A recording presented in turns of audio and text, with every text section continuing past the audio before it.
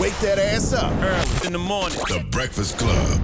Morning, everybody. It's DJ NV Angela Yee, Charlamagne the Guy. We are the Breakfast Club. We got a special guest in the building, and I just seen him have sex with Taraji P. Henson. Whoa. Aldis Hodge.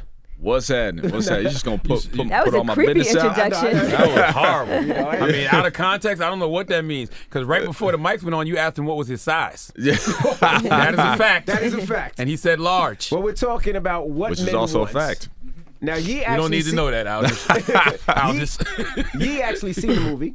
Well, no, I saw part of it because You they saw just sent us part. the trailer. I mean, they just sent us a screener last night, so I haven't had a chance to finish it yet. You ain't even seen the movie. Look at I it. know. It's not Oh, out. shit. It's MC Ren. Yes, it's MC Ren. Yes, it's MC Ren. Wait, you legit just realized I that? just Oh realized. my gosh. He just went It just hit crazy. me. I'm like, why does dude look so familiar? It's MC Ren. Yeah, You man. played MC Ren in Straight Outta Compton. Yeah, MC Ren. Got you. All right. Okay. Yeah. Nice to meet you. He had a fan We moment. gonna start over? This guy is crazy. Let's get it right. We gonna start over. You go from being MC Ren to Taraji's love interest. Yeah. It was a little track. I mean, about 5 years in between, but so there's a few other things. No, I'm just Yeah. talking about in his head right now. Yeah. Oh, exactly. Yeah, in his head right now. 2015. Straight Outta Compton? Yeah, we shot that it seemed like in yesterday. 14. Yeah. So it's been a minute, you know. Things get dated, man. I'm old now. I start losing dates and tracking and all that. So Yeah, but I that's don't a know when we classic shot it. film at this point, at least in the, It is. Well, at man, least I in the appreciate culture that, of man. hip-hop. I appreciate that, man. Yeah, I feel like the biggest challenge on our back was with that film was to really honor the fans because there are cats that are still here that went through that. They Yes. went to the concerts. They know those guys, and you can't come soft. I mean, you talking about Easy, you talking about Cube, you talking about Dre and Ren, and yet like there's still new artists today that are still being built up by their legacy. So we could not get that movie wrong, and I feel like we got it right. People were happy with it. I feel like we did a good job. The fellas, man, they all killed it. And then, I mean, we did have Dre and Cube on set a lot. Was that pressure? Yeah, how was that? Nah, for me it wasn't pressure. It really wasn't pressure because the pressure is just trying to get the job. Once it's signed, done and deal, it's like after that, as an actor, as a performer, you just got to let yourself go in it. We were immersed in the whole vibe. We re-recorded the entire album. We did all that. So, for us, it was smooth because those guys were open. Were you They fans were. of NWA before? Yeah, well, I came up out of. I was. You're a young guy. You from I North was Carolina. a young buck. You know what I'm saying? I was born in '86. They start popping in '86. Right. But I was raised between New York and Jersey as a kid. So when I got out here, I was mostly hearing. East Coast hip hop. Jay-Z, Yeah. Nas, So I Biggie. came into them late. You know what I mean? I came into them real late. But yeah, I mean, you can't really escape their influence because once I start doing the research and I start hearing, you hear references to the ruthless villain and all that. And you're like, well, what does that even mean? And then you go in, you're like, oh, MC, that's me. But yeah, man, definitely a fan. I was a fan of Cube individually before I knew about NWA. Gotcha. And that's kind of what did, attract me back. I was a fan of Dre individually before I knew about NWA. I heard about them on the independent circuit. I mean independent as they were apart from the Solo, group. Yeah, right. solo, yeah. And then track back. So I was like, okay, this is cool. But honestly, to be a part of something like that, that's a once-in-a-lifetime opportunity. I'm glad we got it right because you don't want that sticking on your... You definitely don't want Nah, that. you don't want that. Nah, nastiness you don't in want there. that stank. Nah. You could be the Tupac movie. I'm not going to say nothing. I'm not shy. I didn't say nothing. Now you started acting at a very young age, right? 3? Yeah, man, I was like 2. Yeah, my brother Edwin Hodge, he's also an actor. So he started first. We were out here, just doing print work, extra work, all that. But we were doing like a thing, an Essence photo shoot. They needed an extra kid. My mom told me if I did the job, I'd get a Batman toy. So I got my Batman hustle up. And honestly, hey, look, I was an entrepreneur from a young age. Always, I was hustling whatever. I remember my brother and I did a show on Broadway called Showboat. And then Showboat, we sitting there doing the play and all that. But I'm sitting there writing poems, trying to sell it to my fellow castmates. I'm 8 years old. You were writing poems to writing sell? poems. You want this poem? I Anybody had buy a 'em? business. I think like 1 or 2 people. Oh, that's it. They should have, out of pity, been like, look, here, Yeah, he's 8 years old. you know, they were not, but, I was trying to look. I was not playing. I had my hustle. I always had a plan for multiple revenue streams just because I love entrepreneurship. What did your parents do that instill that in you? So both of my parents are former Marines. They met in Okinawa, Japan, stationed out there. My mom's, I was raised in a single parent household primarily. My mother was all discipline, education. So when it came to acting, she was like, look, I don't care about nothing. Look, it's the privilege, not the priority. So we had to earn it. If we weren't bringing A's and B's home, we wasn't going on no auditions. Wasn't going to be none of that. If we were on set, we had to get in line. Wasn't no running around trying to be no stage mom and kids. Nah, we would get our butt beat on site. She wasn't playing. She made sure that education was primary and that we had a childhood. So for us, all we knew, like she told us, it can take anything in this world away from you except for what you know, right? And again, we were doing the business, but we were still in Jersey. There was a time that, we weren't doing so well. It was a time we were Trenton, Clifton, Hackensack. Okay. It was a time we used to live in our car. We've been homeless 2-3 times. So all I knew was that if I wanted a certain reality, I had to make it. It was that I was not a product of my reality. My reality was going to be a product of me. So for me, that's where all these ideas came out, because I knew I wanted all these things without the idea that I could buy them. So I said, I'm going to just make it. That's a part of what drove me to my engineering path, because I'm also an engineer. And You went to school for engineering? Self-taught, man. I went to school. I was at Art Center College of Design for architecture and product design for like 2 seconds. I didn't finish just because I got a job that took me. I started doing Friday Night Lights, I think it was. That was in Texas. A couple months turned into like a whole year. So I've been self-taught. I've been sitting there training. Even here in New York, I'm a micromechanical engineer. I'm a watchmaker, and I got a network out here. So I got people that, on my weekends, I'm hitting ammo, going up to Connecticut to do my machining. He's You in the got all watches. kind of side hustles. Now he's in the going watches. on. He be checking me oversized. Let me see what type of watch that is. I thought he was trying to see if it was real or not. I'm like, this Is it real? You sure y'all not flirting with each other? I'm a horologist, brother. I'm checking for different things. Okay, all I'm right. a technician. Now you ain't die How though? How? How do you teach yourself to be an engineer? Like just take stuff apart and put it back together? Yeah. It's passion, basically. Well, shit, I'm an engineer too then. No, How much you're stuff I not. used to take You're apart? not an engineer. Yeah, no, you do. Look, I grabbed a bunch of books. Most of them are in French, so I had to start learning French. But you just buy a bunch of machines, or you buy parts, take them apart, put them back together, see how it works, and then I start studying design and understanding the relationships, distances, all that kind of stuff, from center point to peripheral. So peripheral friction point. So you just start really taking yourself seriously with it, because Why I were the knew. books French? Well, look, French is like the dominant language of watchmaking. Most of the curriculum is in French, and most of the people that you're going to deal with speak French. Got you. I've been working with my strategist for a number of years. He don't speak a lick of English. My man is French and German only, and my French is terrible. What's your favorite timepiece? There's a lot, man. It's a lot. I deal with the independents, brother. So Grubel 4C is tops, and then Roger Smith and MB and F. You don't understand that broke language you Hey, talk. bro, I'm definitely do. gonna get you on, man. I'm gonna get you on. But No, you know what? I He have no idea can't. what you're talking about. hey, No, I'll put you on, bro. Look, talk to me, man. What's can't- the Richard Mille watch? I'm just curious. I'm cool on it. I like the innovation. I wouldn't wear everything, but there are a couple of pieces that I dig. But the thing I love about Richard Mille is that he's an innovator and he broke the mold. So he created a lane for independence where guys like me can actually come up because of the justification and validation of his presence. That's all the watches that your favorite rapper and CEO are wearing. Exactly. Right now, they for all people wear the out there. Richard Milles, but Lot soon of they real will be diamonds wearing on the Aldis Hodges. So I'm He just said saying. Envy is a nice Can you imitation. speak French? Definitely not. Can I hear you speak some French? I know a little French. No. He doesn't wanna talk Je parle French un to peu le you. français, mais je comprends pas très bien. So Got you. Yeah, I'm still learning. That was your French, Charlamagne? No, mine Got is you. mine is Ballivoo, Fonse, Ballivoo. bonbons, and all that good You stuff. sitting over there, baby, venez vers You guys are Wu-Tang fans. Now, you in Die Hard? Die Hard. I was in 2 Die Hard actually, Really? man. But yeah, the first played one two was out different here. characters in- 2 different characters. Yeah. Nobody knew. Nobody caught it. Yeah, man. Die Hard with a Vengeance. Back when I was like 8, 9 years old. That was out here. We shot it out here. That was pretty dope because I had no idea who Sam Jackson or Bruce Willis was because I couldn't This watch was your their first movies. movie? Nah, one of the first. It was like my second or third, something like that. But How old were you then? 8? I was like 8. Yeah. Oh, yeah. You couldn't watch no Sam Jackson. Nah, I couldn't watch them. No Pulp Fiction. Nah, like nah.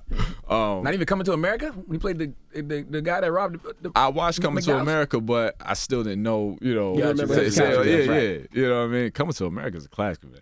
That's Absolutely. such a classic. Really? And they're doing a Dang, remake. it's the classic. That's Duh. the joint. Everybody in here 40, we know. That's the joint.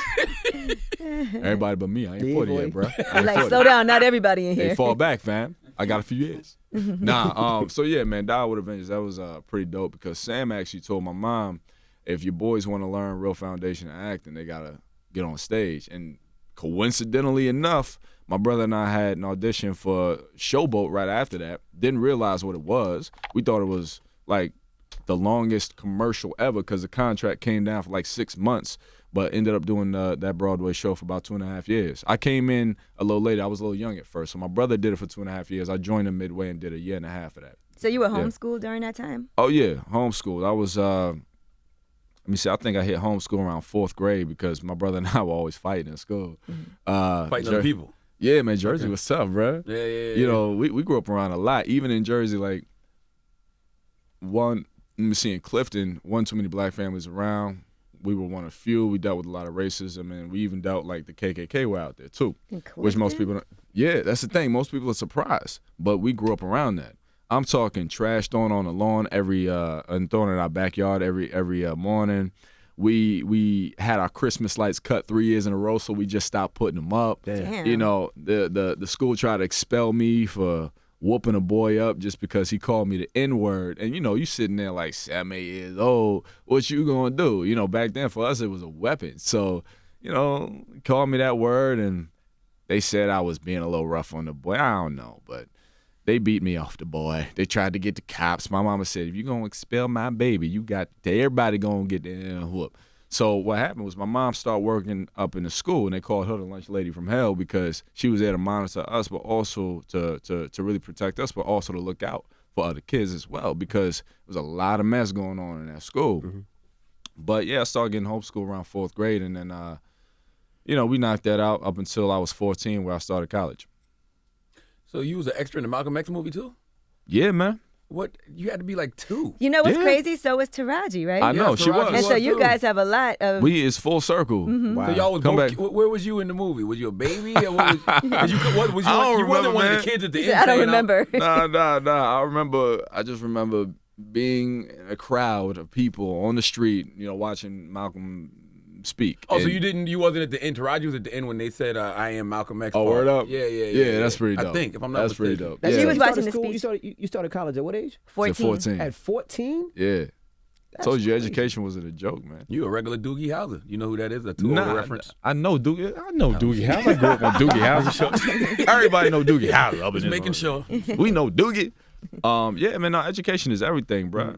You know, it's school will only get you but so far. That's like 4 years early. You know, because they don't really 3 teach years. you how to Really? think. They teach you how to answer. No, that's He had to add it up. He's like, oh. no. He's like, that was carry the 3 No, because the reason times 12. my son just turned 15, and I'm like, I could not picture him in college. It's not even education; it's just him being on his own. On his own? Well, no, I mean, I was still living at home. I wasn't on campus. I took the bus to school every day. You know what I mean? How was that It just wasn't a school bus. 14 in college. Normal. I mean, granted, I'd been in the business for so long at this point. I'm always around adults. Okay. Plus, I'm a little old man in general. My name means old man, literally. It does. So, old man or of the Old old man house. I Hodge. was cursed since I was a child. What language So- is that? It's English, man. It's a Oh, British name. gotcha. But you know, for me, it was more normal to be around adults. And you know, even though I'm 14, I'm in my classmates. You know, they like from 20 to 50 years old. I've been around this on a regular basis. I was always awkward around cats my own age. I was that strange little kid. So for me, it was cool. Plus, I was there with my brother. My brother was 15, so we were in college together. Damn. Yeah. Y'all ain't had no sex life in college. I didn't want no sex, bro. I was He's about 14. to books. Yeah. About to books. That's my point. Yeah. You know, they have no sex. He was Yeah, putting it was- watches together. It was unconventional. You know what I'm saying? But Unconventional what? just my academia, man, Gotcha. unconventional. But So your mother homeschooled you that whole time? yeah, mom's is not a joke. She a That's gangster, dope. man. She G with it. But like even my little sister, she's 10 years younger than me, but she started UCLA at 16. She graduated in 3 years. Man, God bless your mom. Hey. Absolutely. Lord have mercy. And she even started. I think she was 14. She went to her first medical program at Berkeley. Wow. Yeah, my sister. Mm-hmm. What role did your father play in your life, if any? So Pops wasn't around when I was younger, but we started a verbal relationship when I was like 13. You know, used to call him, and I was straight up. I was a frank little outspoken thug ass kid. I was like, hey, bruh, what's up? Where you at? But that relationship is a beautiful thing just because we were able to talk out our differences, and I was able to understand where he was as a man as I got older, because I dealt with a lot of anger and depression and all that. Didn't realize it had to do with, some of it had to do with his absence and other things. But us being able to actually talk about it and me getting to understand who he was as a man then in that time helped me to get to a point to forgive. And now we have a beautiful relationship. I was with him last night. We went to the screening, and I think it's the first time we ever sat next to each other.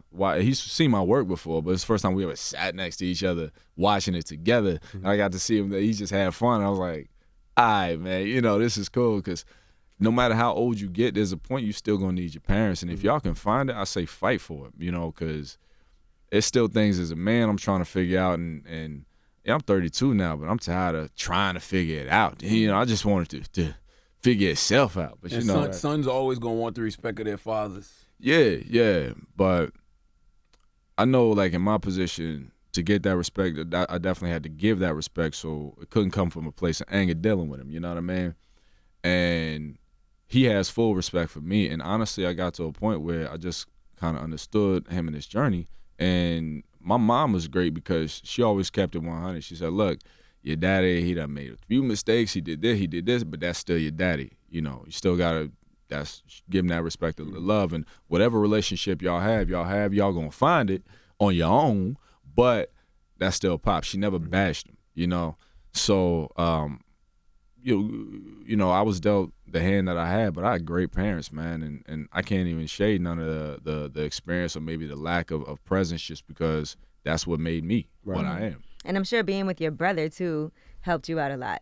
Yeah, me and my brother, we had to find it, because when we were kids, we used to fight all the time. Mm-hmm. But Who would win? it would go back and forth. I win now. Now. Yeah, but that's my brother, though. Like, my brother and my sister, those are my best friends right there. Me and my brother figured it out because we're two very, very different people. And we have two different energies, but what I had to come to realize is we complement each other because we could show each other, we could teach each other, My brother is the guy that helps me get out of my old man space and go live life, have a little fun, because if you leave it up to me, I'm going to be all dipped off in the corner, sketching, you know what I mean? And playing with watches. Basically, and he's like, hey, man, that's all cool and well, and I support you and all that, but I'm going to need you to have a little fun, you know what I mean? Because he has a different understanding, a different appreciation of life, which taught me how to appreciate life as well. I love my brother, he's a part of my center of, I say my sister is my heart, my mom is my strength, my brother, to a degree, is like, a part of my wisdom. When did y'all stop fighting, man? I got 2 kids, they fight. 17, 15, fight. Well, when did y'all stop? When did I y'all would realize say that y'all in the same race? In college. So, like, our mom always told us, we all we got, so we better figure it out. And, in this business, people are so annoying sometimes, like, oh, you and your brother, you guys compete. You must compete in this. I'm like, That's competition. how they sound when they say that? Yeah, that's exactly how they sound. That's the French people. You must compete, guys. And my mom always told us, ain't no such thing as competition out up in this house. One wins, we all win. Damn right. But that's another thing about the business, the whole visage of it, the fallacy of the business is that people think it's a competition. Ain't no such thing as competition here. with the politics that go on and what actually decides who gets a job and how and why, no such thing as competition. There's luck. But all you can do is go in the room, do your best, and walk out. But after that, it ain't up to you or the next man. Now let's talk about the movie, because I know we want let's to get it. Let's talk about the movie. Can we get into the What movie? Men What Want. Men Want, which I'm Let's talk excited about what for. men want. Had you seen the original, What Women Want, before? Yeah, I saw the original for sure. After and they actually, casted you.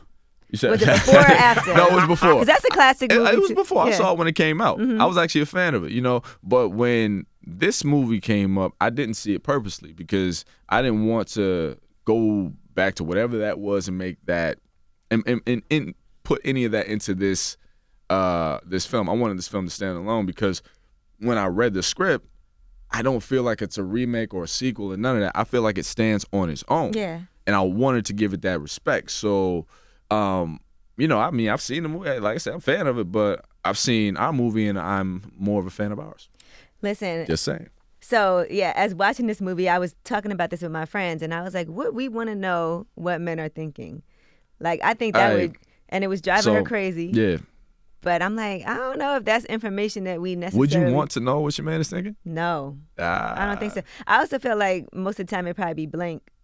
Like, you be right. dead space. You would be right. You would be absolutely right. Like, what if you came in here and we could tell? He was like, oh, man, another dumbass interview. I got to answer the same questions. They're going to ask me what I want to know, what women No, think. I'm with the interview because I'm a fan of the Breakfast Club, you know? Thanks, we were hoping you say that. Okay. No, actually, I am. You know, I was always wondering, like, you know, does Breakfast Club mean like a brother's going to get some biscuits or something like Not that? at Y'all all. got breakfast Not at up all. in here? We got like, water for you. you The know, tag some ripped water. off. I see some water. Is that fat-free water? It's fat-free? It's fat free. Cool. But yeah, no, I'm a fan of the Breakfast Club. You don't even know the name of the show. I don't even know the name of the show. He just found out about Nah. something. But Nah, yeah, I like- think that's dangerous. Like, because people think crazy things. They do, and you think you would want to know, but nah, you don't want to know. And people ask me all the time, oh, "Would you want to know what your girl is thinking?" Hell no. Right. I We're better I off do not not. knowing. I don't need that ego check, because you know, fellas think they be killing some things, and Right. you know, your girl will let you know real quick. I love you, baby. In her mind, she's like, he She ain't like, got it. Is my show coming on? I wish He you would don't know hurry what he up. doing. I gotta go. I gotta get my nails did. I got things to do. How was But the God- sex scene with Taraji? How was that? That's Awkward as hell, that man. seemed like it was awkward. Why? You She's seen riding- Baby Boy? You just got to do a better job than Jody. She was riding on top of him. Damn, Envy. Nah, I mean, I seen it. Nah, I'm gonna tell you why it's awkward. First of all, just in my experience, all sex scenes, love making scenes, all that, it's awkward.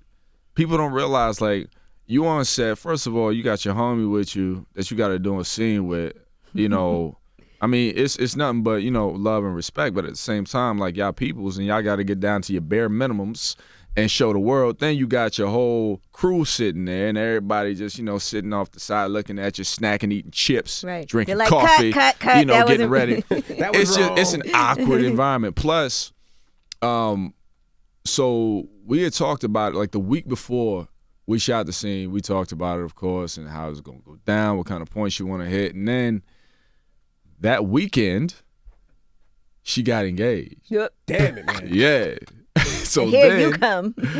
that So you next feel like day, you did a trash job? You Yeah. was like, It was that bad. it was that bad. Damn. So she got engaged. So then that I was like Monday or Tuesday or whatever when we got to it. It made us even more nervous. We just wanted to get in and out of the scene as quick as possible. I was in my relationship at the time, and you know the first priority is take care of home. You know, make sure you're doing your job respectfully enough that home is taken care of. Ain't no worries there. You know, and she's a consummate professional, as am I. So that wasn't an issue. But the next level of discomfort is, for me as a performer, how do we make this funny? You know, you sitting there down in your skivvies, and you got the whole world looking at you, you know what I'm saying, chesticles out and everything. And what are chesticles? you know, Your chest and your testicles. You know what I'm saying? Hey. Yeah, chesticles. But it's like, I don't want to look stupid, man. You know what I mean? You gotta try to look sexy like, still. this is not. You gotta have the gotta be good awkward, sex though. spaces. You know what I'm saying? Like, and come stuff. on, man. She's riding you, so it's inferring sex. And then what if you get erect while she's doing it? Because Nah, I've never actually gotten an There's too erection many people during a watching. sex scene. That's what I'm telling you, my man. It's so uncomfortable. It is so, because you're dealing with people that you know. You just had lunch with these people. There are so many other things going on in your mind that don't even come close to arousal. It's like, as long as I don't have shrinkage, I wouldn't care. nah, bro, I'm good. I ain't had none of them problems, man. But it doesn't even get there because you still working. You still doing your You're job. trying to remember So you your don't worry lines, about, trying to like- remember your angles. Yeah, and you don't worry about her going back to the trailer like, ah, he got little meat. Wow. Don't nobody see the meat, bro. I got on like 5 pairs of underwear, sweats 5 pairs of on. underwear. It's a pillow, you know what I mean? Like, 5 pairs of underwear. That's Charlamagne's worry. come on, you know what I'm saying? Like, You got a little meat. Shrinkage is shrinkage. You know, it's a problem that's afflicting a lot of men out there. And Yes. I don't think we pay enough attention to it. And Especially you know, with I the think polar that, especially in the vortex. fall and winter. Yes. exactly. You know what I'm saying? I think we should start a movement, you know, for the shrinkage, and just let the brothers know we care. You know what I'm saying? We care. That's Little all. meats matter. They do. And not little meat. Shrinkage is LMM. the difference. Shrinkage and little meat are two different things. And nothing you can do about little Can you meat. explain the difference? Little meat is actually little meat. So Okay. you always It's like got a rapper. You always got a little penis. right. Shrinkage is when it's cold Yeah. and you step out the shower and for a quick second your self-esteem drops because you're like, Right. damn. But what, bro. Right. what if you got little meat with shrinkage? Well, then you just, God cursed you. I all. mean, God hates you. exactly. That's it. You know. All right, back to the movie now. Yeah, please. Oh my The movie gosh. comes out on the 8th. Yeah, February 8th, man. And you got to work with Tracy Morgan also. Yeah, that's a wild cat. He's funny. Yeah. He's funny as hell. He is in his own orbit. His own world he is, man. Yeah, Tracy, the thing I love about Tracy is that like he's constantly in practice. He'll be on set talking to you. You think you're having a normal conversation, but you realize that the man is practicing his stand-up. You know what I'm saying? He's practicing jokes. Yeah. And then he gets on set and he's hitting it and you're like, oh, okay, I get it. He stays in practice. Right.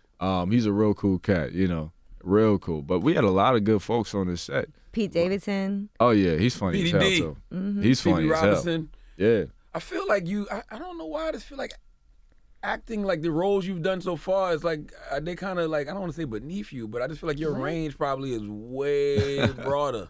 Well, I You know what I'm appreciate that, saying? man. I appreciate that. Hidden Figures, I'm that's trying to get there, you know what I'm saying? Yeah, but yeah. I'm gonna tell you this is a year for that. You know what I'm saying? This is a beautiful year because got a film coming out August 9th called Brian Banks, which I really love. Biopic about my man Brian, who actually had a tough go at it. Oh, is that the guy that was in jail? Yeah, he was in jail. He Yeah, was in prison got falsely accused of rape. yeah, exactly. Yeah, the college player, and he was supposed Yeah. to go to the NFL. Yeah, exactly. That's gonna be dope. Yeah, I you remember know, that story. I'm What he out play here for? now. UCLA? No. Nah, he was supposed to go to school. He had a committed scholarship to USC, but he didn't make USC. it. But he ended up playing for the Falcons. But After yeah, the fact, but he did like after what? the fact. 7 years. Is 8 that years? clemency? he did a year in jail, 5 years in prison. Most people don't realize jail and prison is different. Yes. Then he spent 5 years out on parole as a registered sex offender, wearing an ankle monitor the entire time. And when I did the movie, I wore the ankle monitor without taking it off for a long period of time. That's some uncomfortable I mess. bet it I'll tell you is. that.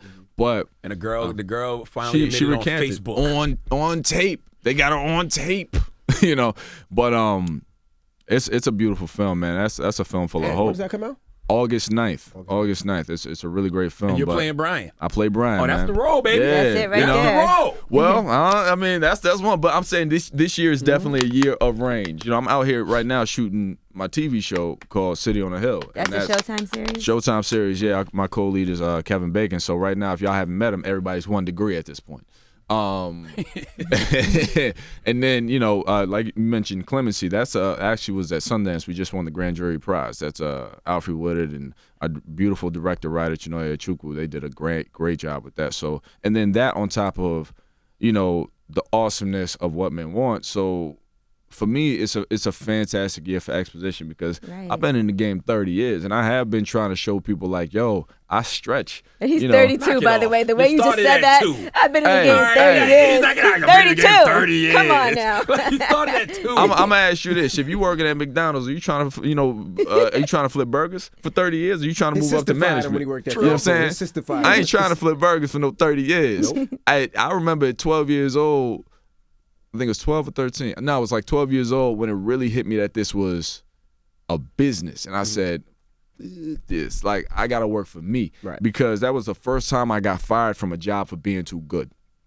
And what I mean is, I did a TV series. I ain't gonna say which one or which network. You know what I'm saying? But we did a TV series. Put him on blast. And I ain't gonna put him on blast. It's all good. You know, since I moved on. I moved on. He might have to get a check there later on. Yeah. too. Well, Hey, It's not around. They still gonna have to pay me. But so I was not the lead. I played the lead character's best friend. And they test the show. When you do a pilot, they test it to see how you know who skews in popularity. Myself and like 2 other actors skewed higher in popularity than the lead. Ooh, so what they did is they fired us. I'm 12. And they fired us, and I was like, for doing my job, right? That's crazy. Kind of bullshit. Never outshine the master, young man. You know, and that's when I learned the game, as far as just being an actor, you're disposable. Yes. And I said, nah, I can't do this. So my brother started writing, I started writing at that time, and we really started taking our relationship with this business a little bit more seriously in a different way. But I've been through a lot with this business in terms of being dissatisfied. Right now, I'm probably the most satisfied I've ever been because of my positioning. And I understand the sacrifices that were made, because even when I was a teenager, it was some times couldn't pay the rent because I was like, I'm not going out for Thug 1 and Thug 2. I can't do it because there's got to be more. You know, I was so pissed off that the idea of the black man was always normal to see us in thug roles, but we couldn't see us. Like, my normal for black people is success. My normal for black people is, you know, Adam C.J. Walker and George Washington Carver, inventors and entrepreneurs. Like, that's regular for us.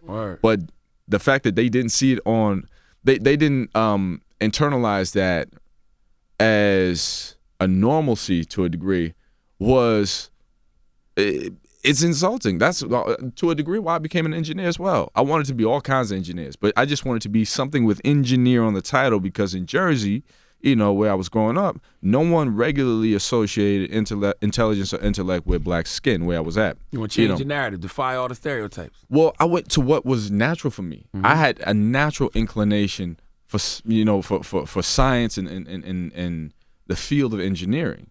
And that's because of the representation I did the research on and saw, and because my mama told me that. My mama raised me that way. But that was normal for us. So I'm like, and I've said this story many times, but I'm like, yo, if you are not going to see me as that, I'm going to prove myself to be such. So I went into the engineering field out of defiance, because I'm like, this is what we are, it's what we do.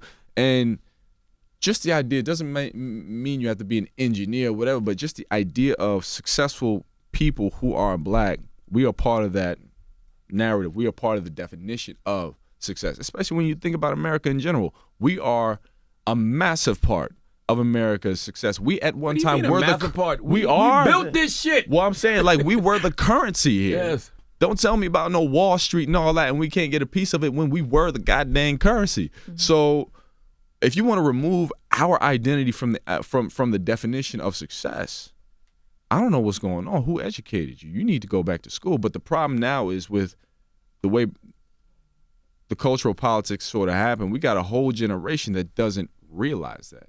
They just don't know, and it bothers me. We don't know our worth. Nah, there was this young cat, like, he was like 16. I'm sitting there, you know, sketching out my watches and all that, and I think he's selling candy for a school uniform, whatever, you know, young black brother. And he came up to me and was like, yo, my man, want some candy, and then he started looking at my sketch. He's like, what do you do? I'm an engineer.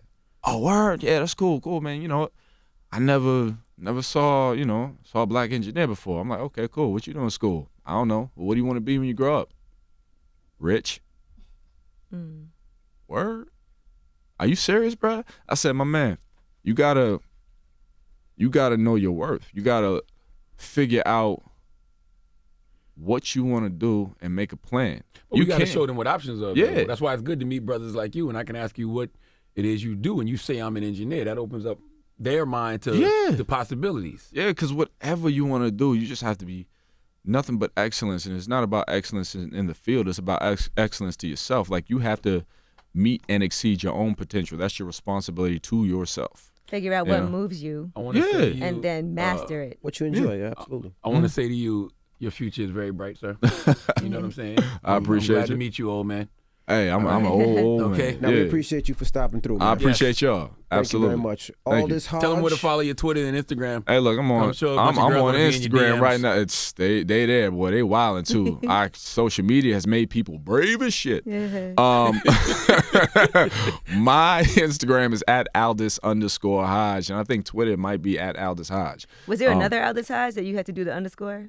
Well, maybe. I think somebody was trying to steal my name. It could have been my pop, because my pop is Aldis Hodge, too. Oh, man, he on Instagram. Yeah, you might be on Instagram. How was it like, working what with you Will doing? Packer? Will is awesome. Technically, my second time working with him, too, because he did Straight Outta Compton. Oh. But Will is cool. Like, the thing I like about Will, I think he's setting the tone for a new generation of producers to come up and showing them how to do it well, because he created his own lane. And I love what he did with our film, and I'm actually really looking forward to Little, the next one after that. I think it's dropping in April. But Will got a whole squad. It's Will Packer, James Lopez, and then, coming up under Will is Shayla Cohen, who, like, that girl's got a bright future. Mm-hmm. She gonna be Shayla. yeah, she's dope. But she's on her game.